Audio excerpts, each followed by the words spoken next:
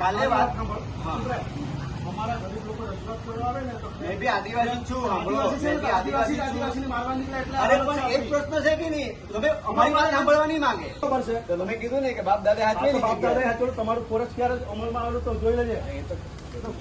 ઘૂસવાની દે હું અમારા વિસ્તારમાં.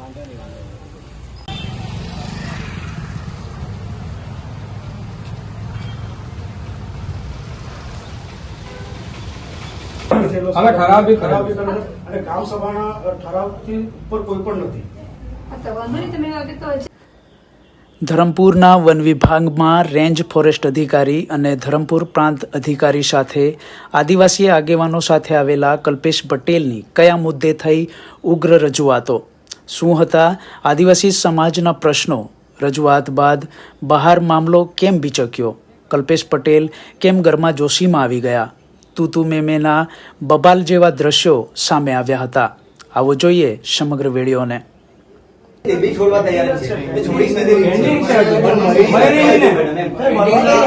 ફોરેસ્ટ વિભાગનું જમીનમાં પ્લાન્ટેશન માટે તમે અધિકાર ધરાવો છો. બીજી વસ્તુ મેડમ કે સાંભળો મેડમ, જે પ્લાન્ટેશન ગયા વર્ષે લીધેલું ને ત્યારે જયરામભાઈને ફોન કરી લો અને છોટુભાઈને બી ફોન કરી લો. મેં એ લોકોના કહેવાથી જ મેં ત્યાં લીધું, બાકી તેના પહેલા આપણે મેં બી કીધું ને પૂછેલું અને આ પ્રશ્ન અત્યારે ઉદ્ભવ્યો. હમણાં આ વખતે કર્યું ને, આ વખતે કેજ્યુએટી પૂરવાની મેડમ હતી ને, એ કેજ્યુએટી આપણે કોઈ જે તે પ્લાન્ટેશન લીધું તેમાં જ નથી કે નવું જોયું. નવું તો એક બી ખાડો નથી. જે પ્લાન્ટેશન લીધું તેમાં 20% કેજ્યુએટી પૂરવાની આવે, તેમાં કેજ્યુએટી પૂરી જૂનું 20% કેજ્યુએટી એ સિવાય એક બી ખાડો બીજામાં નથી. નહીં એ સિવાય આમના સર્વે નંબરમાં પેલું એને કીધું મારા ખર્ચે હટાવી. મેં કીધું કે સાહેબ તમે ઉપર એટલી વિનંતી. મેં બી એટલી વિનંતી કરું કે મારે મારા સ્ટાફને તમે કીધું કે તમે છોડ્યું જ છે, નથી છોડ્યું તેને એવું કર્યું છે નહીં. હા રહી વાત પાંજરાની, તું પાંજરું ક્યાં મૂકવાનું છે મને કહો.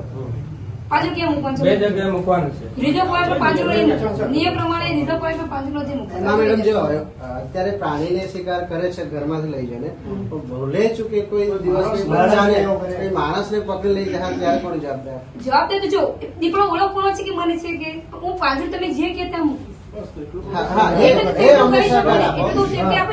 બીજું મેડમ, એક મારો છે કે અમારે જયારે સમજ મળી છે, એક પોઈન્ટ છે, ઓળખું બધાને ઓળખું છું. સાંભળો તમે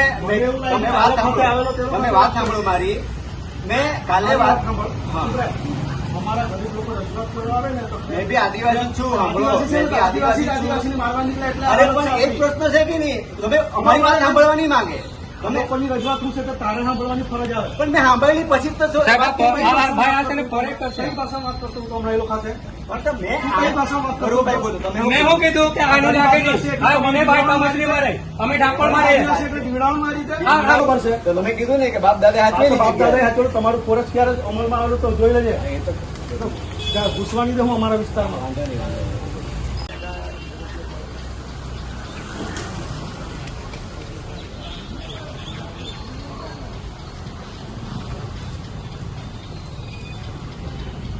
ડિસિઝન ન્યૂઝના બીજા વિડીયો જોવા માટે ચેનલ સબસ્ક્રાઇબ કરો અને બેલ આઇકન બટન પર જઈ ક્લિક કરો.